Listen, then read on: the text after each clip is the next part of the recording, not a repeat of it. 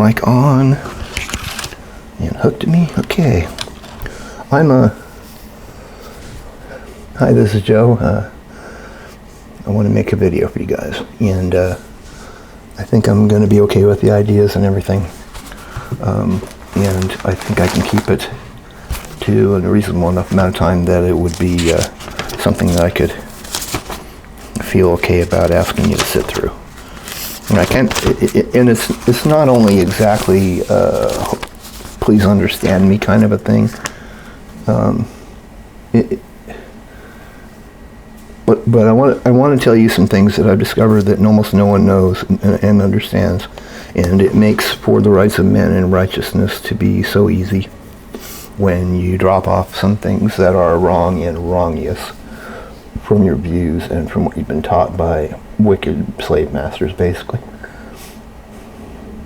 All slave masters are wicked because you can't own men righteously. It's unrighteous to own men. So it's unrighteous to control men, so government is wrong. So we talked about that earlier today. And I want to explain some of why I know that. And Ron and Julie, Ron definitely knows a good deal about my history, and Julie probably does as well. Why I would say when she says don't get me started when people talk about Trump or whatever, don't get me started, I was like, yeah, it's worse to get me started, and it is. And I will try not to shock you and knock foundational things that you believe are foundational out from under you without explaining the principles so that you understand why, and therefore make it, it's kind of like when the dentist pulls your teeth out. The whole idea is that without the tooth you're better off. And the process isn't fun and it's painful, and I have been through many's a weird word for it. I've been through kind of semi-continual for a decade and a half or so reforms from things that I've been taught, and some of them quite painful, and some feel like they're going to be, like you have this broken tooth or whatever, and you're like, what am I going to do without that tooth? There's going to be a hole there. I'm going to miss my tooth. So I've had that.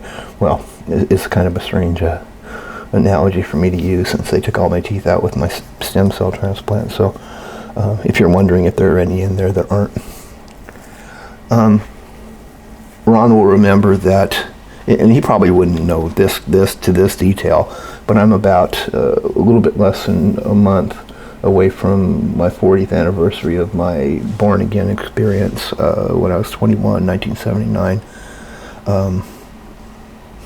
Dramatic salvation things, and great church life, and thriving and loving everything about, and finding Christianity and church life to have so much reality to it. And the reason I'm mentioning that kind of is that the way that my transformation and my reform happened,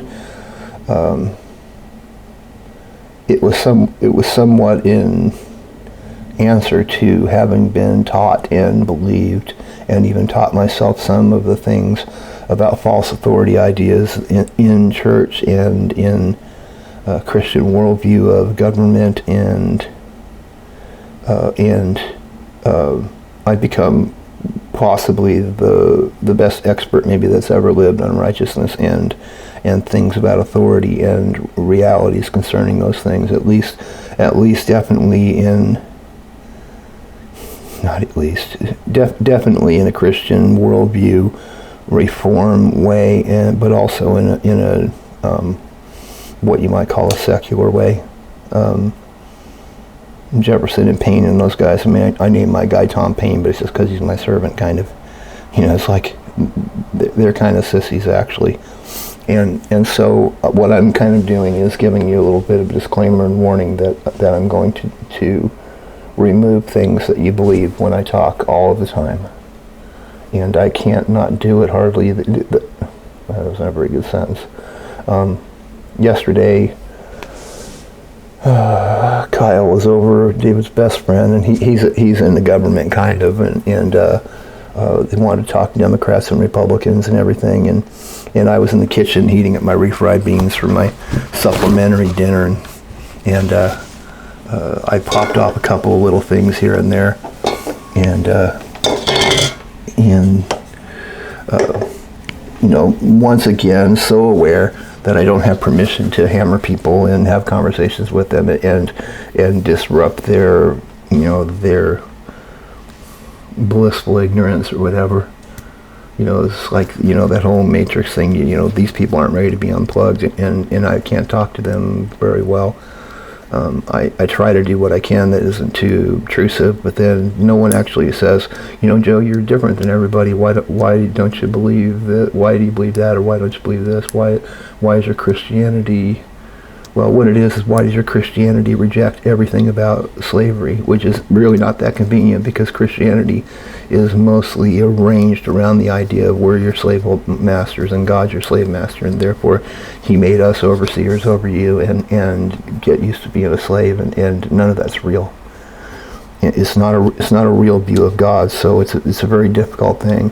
And our church was ruined by false authority teaching, and they were teaching and were getting assent to statements like that if you're driving 56 miles per hour in a 55 mile per hour zone, you're sinning and rejecting God's authority through the state, or through the laws or whatever, which is crazy.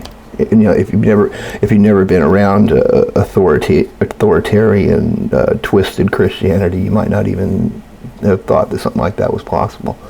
And maybe you have, maybe you still think that way, I don't know. But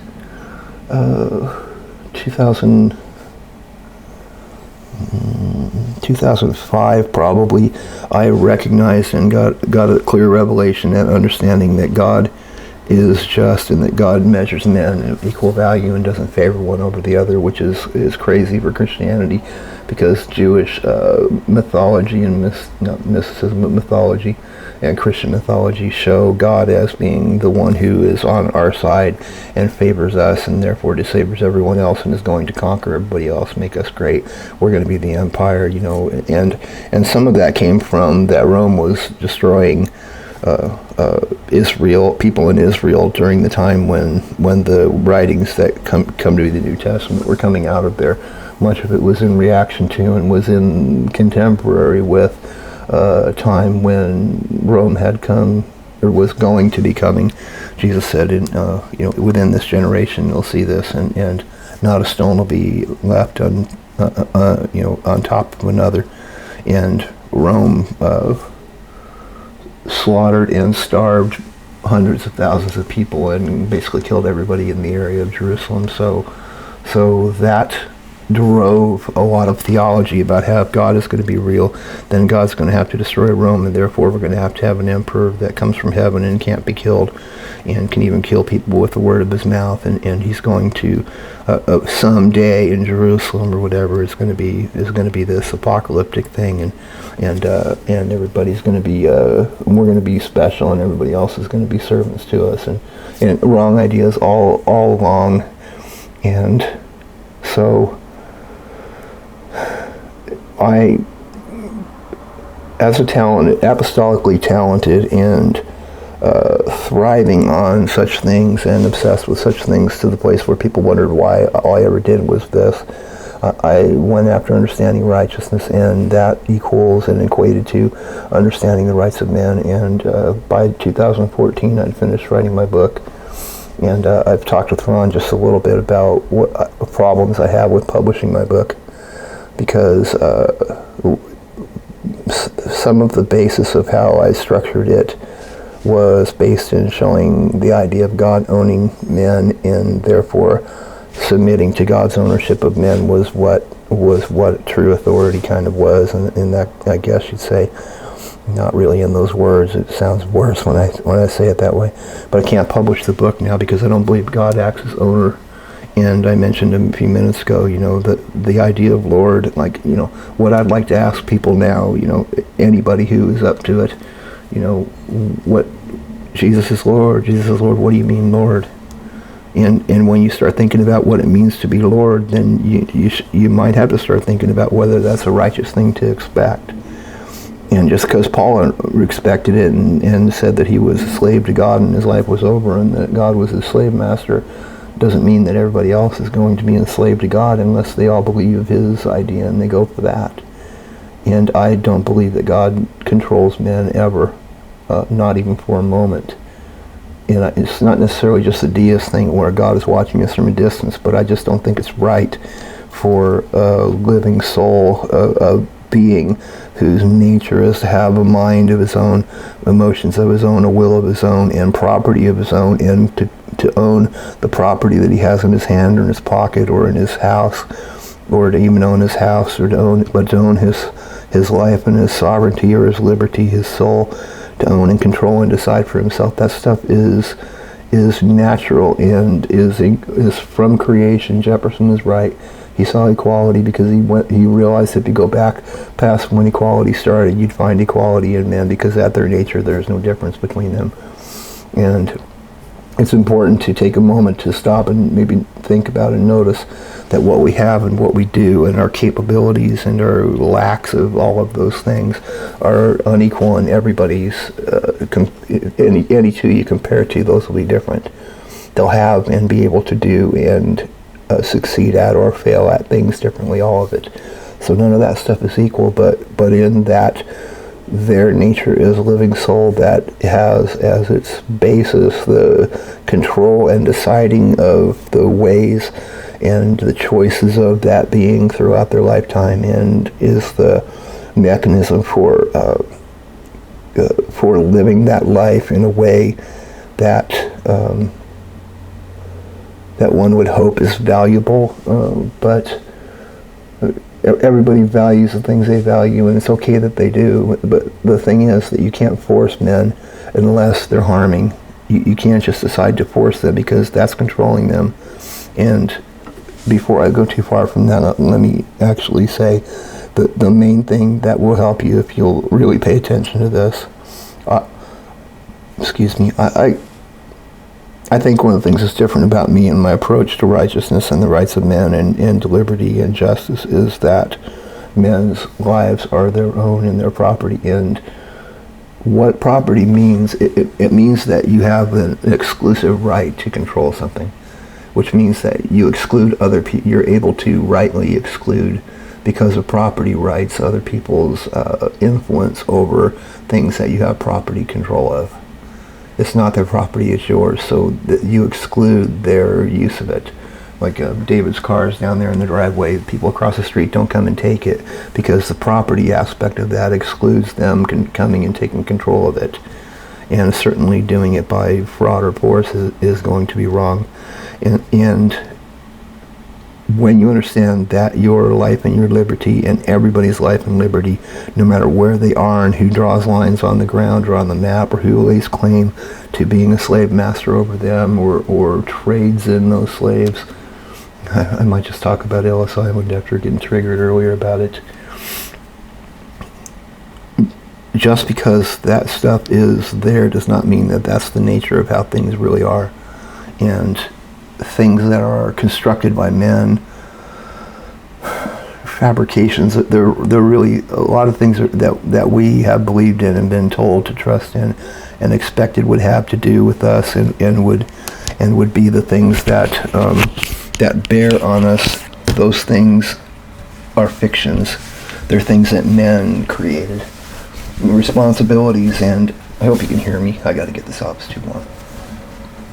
Responsibilities and duty and those kinds of things are always slavery, because someone is demanding of you something that you didn't choose for yourself, and it's okay that that's wrong, because let's see, how do I it'll probably be okay, because having someone decide for you is not your living soul choosing for you. It's something else happening, and it's someone else's influence, and it's something that you should be allowed to exclude, and it should be excluded in your normal life. That somebody that you don't even know claiming to control you is false and it's fictional. It's not real. The collective isn't real, and driving the collective and running those things, the individuals that do that stuff is not real, and it doesn't bear on us, and therefore God would not expect us to be born on by it because it's not real.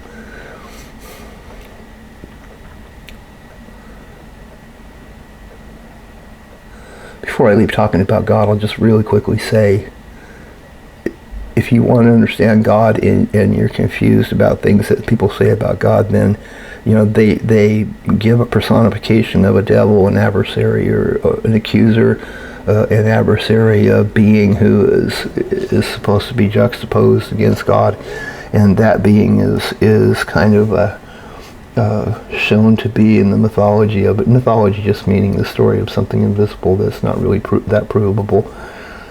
In my usage anyway. If you're going to try and understand God, you have to take adversary and devil out of everything that you see in God. He's not your adversary. He's not anybody's adversary. He's not a devil. He's not an accuser and a condemner. Those things are the enemy things. And that Christianity has made him into a clone of his supposed adversary over so many years has not been good for people. But here's how you can tell about authority, and this is kind of new, and I'll try and slow down a little bit, maybe 16 minutes. Maybe I won't slow down that much. A few weeks ago, I made a video for you guys, and it has some problems. It's too long, and I decided not to use it. And one of the things I was talking about is important, and it's kind of new for me. It's formulating to the degree where I can use it to teach. If anybody ever wanted to listen to me teach, I could teach it at this point now, and I'll get ready to do here in a second, I guess. I was over there on my bed with my feet up, and I realized that it's possible that I know that the consent clause of the Declaration of Independence, Constitution, whichever, I don't even care at the moment, I want to slow down. Consent to be governed is not real, it's not true. And governments aren't formed by the consent of people, they're formed entirely different than that. And that people consent and are forced and are compliant with it doesn't form it, it just makes it continue on without them being murdered in their sleep for doing it to us. But then the other thing was the rights of men, other rights not enumerated. And I was realizing suddenly in a revelatory kind of way, which is common with me, that it's probably fraud that it's called rights. And to be this expert and this developed and so hard after been expecting that I've been the best at the rights of men for 5 or 6 years at least. I've passed everybody, half a decade ago plus. That I still call it rights. I may have realized that it was wrong to do so. And let's just say that let's just say for now the right of men. And you don't picture a list of various ones that could either be complete or incomplete. It's just the right. And here's how to understand what that is. Everyone, it's always right for everyone equally not to be harmed. It's always wrong for people to be harmed. So when people use fraud and force and actions of harm against people, it's always wrong. And consequently, it doesn't matter how nice your tyranny is shined up if they control people that they don't own. Oh, I forgot that. I might have to go back to that real quick. Let me do it actually, rather than make a note, because I'll miss it. Here's the way that you understand what people get to control and what they don't. And it's not hard, and it's going to purify and fix your formulations of all kinds of things that you've been deceived into believing in. And I think most of us are 60 years into this, and so we're 50 years into being trained by people in false ways about who gets to control what, and if someone gets to control us, here's how you know whether something is right or not, whether it fits property. You control what you own, and that's right, and that's always right. You don't control what you don't own, and that's wrong, and it's always wrong. Or, it's right that you don't control it, and it's always right. And it's always wrong to control what you do not own. So unless you believe that men are owned, then it's wrong to control them. So this is why Jefferson started with that. And it's why they didn't have to go very much farther and mess with their government building plans and sink their own ship. But he just said it's unalienable. Unalienable means not inalienable, unalienable. It means unable to have a lien placed on it. You can't owe for it. You can't owe duty or responsibility to earn your rights or your right. And if you do not own that man, or if you don't own that scissors or that man or that car, then you don't get to control it. And so when men sovereignly own themselves, then men don't get to control them. And just in passing, kind of, a lot of what we think the government controls in our lives is voluntary, and there's not really someone standing there with a club getting ready to bash you if you don't do it. Most of it, they trick you into most of it, and you believe that it has something to do with you mostly. So you control what you own, and that's right. You don't control what you don't own, and that's right. So men cannot be owned. There can't be a lien placed on their right to be kept safe from either harm or from control or from theft of their property. None of that stuff is right, because it's always right for them to be safe. So the right of man is really that it's right for them to be left unharmed. Now here's the purifying thing that's new, and I'll try to not take too long, because we might finish this. We might be right at about a half an hour maybe. When everything is two individuals in righteousness and in all kinds of righteousness and unrighteousness.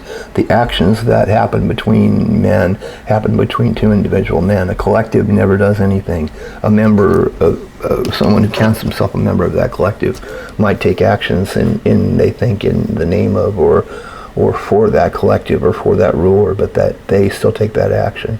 So the agent that brings the force to you is the one who harms you, not the ethereal idea behind them being there doing that. And whoever says, and this is why laws can't be just, because they don't get to say. Because when men are equal, I wish I had my board here. Where's my level? This was the tool that began everything for me. When I realized that you put one of these on top of your head and everybody else's head is up to it, and that everybody is at an equal level, regardless of what anybody says about them, they're measured equal, and that equality is extremely important.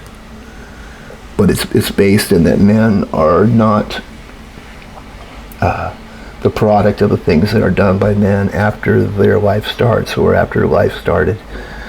All of those things are extra and artifice. So as long as you measure the value of your neighbor always as equal to yourself. Oh, don't switch. I can't switch yet. Can I switch? 3. Let me tell you what love is real quick, and then we'll move on. I can tell you how you can tell when it's right to force someone. Because by the time we're done, I believe I'll be able to tell you when it's right to force someone and when it's never right to force anyone otherwise than that. And that'll be the most valuable lesson possibly that you could get overall. But this is pretty good too. When Jesus says, we're told that Jesus said, they came and asked him, basically they were asking him, trying to find out what law could help them be righteous. And he told them that you shall love your neighbor as yourself. This is what righteousness is based in. It doesn't have anything to do with any of the rules that ever came before that or after it. It has nothing to do with it. Has nothing to do with it. It is this. You will be righteous when you love your neighbor as yourself. And what that means, it doesn't mean that you feel feelings. Like when you think about your love for yourself, you don't sit around feeling all giddy and all excited and infatuated with yourself. Not normally. Some people might. But the way that you love yourself and rightly so is that you fully value yourself And so the equality of measure of myself and others, my love for my neighbor as my equal, that everybody's head would be here, of course, in an infinity timeline, or not infinity timeline, but in an infinite line of every man should always be this way. Their value is all that. Their value is what they're given in their creation and in their manifestation of their life and their liberty and their ability to be involved with this creation for a season. That life is always equal. And that love, in order to love all of your neighbor as your equal, you can never feel anything for everyone. It's impossible, and it's crazy to try, and people probably try all the time. But the way that you love your neighbor as yourself is you measure their value as equal to yours. And what we're going to be finding is also that you measure the value of their security as equal to yours. You value that they should not be defrauded or had actions of harm or force taken to plunder them of either their life, their liberty, or sovereignty is a better word, or their property. None of that stuff is okay with you because you measure their value as equal to yours, that it's right for them not to be harmed, and it's always wrong for them to be harmed. And it's not that hard to measure that way. It's mechanical. It's the same as using this. I can look at here and tell whether my table's level or not, and it doesn't have anything to do with my feelings or how I studied up or how much I know about God, and none of that stuff matters. You measure them as being that kind of value, and you never will be willing to move to harm or diminish them in your own view, and it's mechanical to do that. It's not that tough. And the other thing real quick before I move on to, I think I'm going to remember to talk about how you know when force is okay. But when I was, a few months ago, when I was first talking about, I wanted to make a thing for the nurses, and I did a couple of them, and there's a couple on my YouTube thing, I think, and one of them is. And what I was going to say there, and I didn't do very well at it, is that if you picture this as being love, well, how do you start? Let me start that way. In something like FM radio, there is a frequency that they've managed to figure out how to load things onto this frequency, and it's a carrier wave for everything that's built upon it.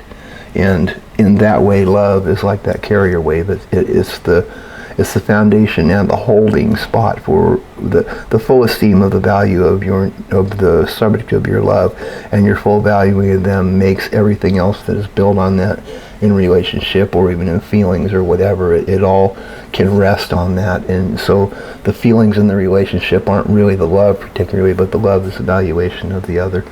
And that love is going to be a full measure of their value that you will not allow yourself to diminish. You won't allow this kind of an action with your level. You'll keep it that way. And you can do that with everybody. When I go to the store and see 20 people in lines or whatever, then I don't have any issues with thinking less of any of them because I measure them rightly. And it makes you automatically righteous. It will make you automatically righteous if you'll do that.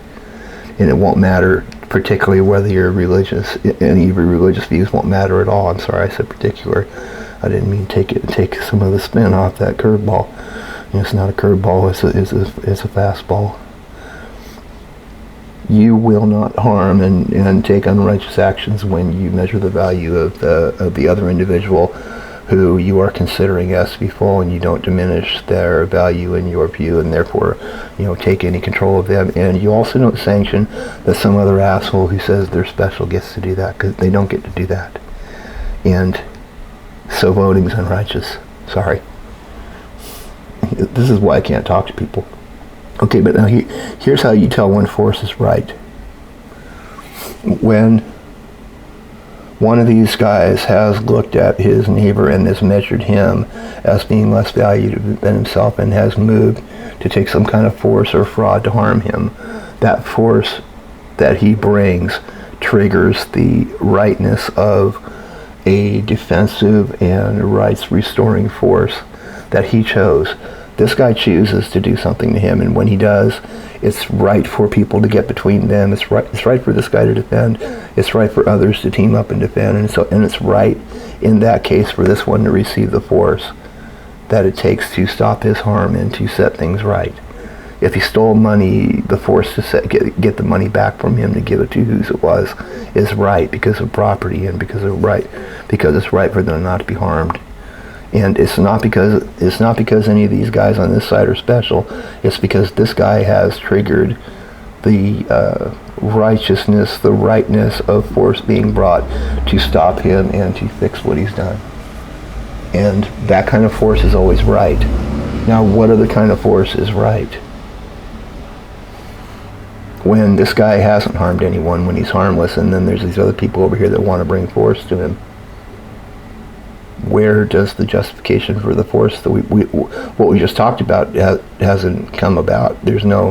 He hasn't taken any forcing or any plundering of property actions that he would then therefore be able to be impacted with force for, because he's harmless. So if you're measuring someone right and you're therefore leaving their security and their right of man to be left unharmed as undiminished and unchanging and unassailable, then you'll always be righteous because you'll never take actions. So the action brings the force to the victim, and that action brings about the rightness of force to go back after him. If that action doesn't happen, then where does the right to take force to control someone or to bring an impact to them, a forceful impact to them, where does it come from? It just comes from unrighteousness and being deceived, or maybe even being not deceived, but just being with open eyes, be willing to harm someone. So when this forcing action is against this guy, and this guy or other people or a judge comes between, these guys can't win the brother, and they're still fighting their fights there. That fight allows for a judge to come in between, a priest can come in between the judge and can use force, and not a special guy, not a government guy, but a guy, anybody who's willing to do it and has the courage to do it can bring force to stop that, and it's right for that to happen. That it's not a special kind of guy is extremely important, and it's way distant from the way we see things in America.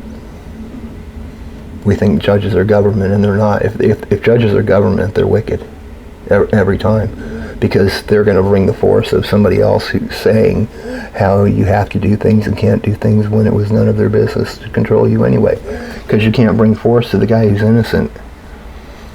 You can't say that just because it's practical that everybody be under a tyranny and therefore they'll be safer than they were if there was no tyranny. Doesn't mean that you get to do that. You don't get to do that because you don't own them, and they can't owe you duty for that.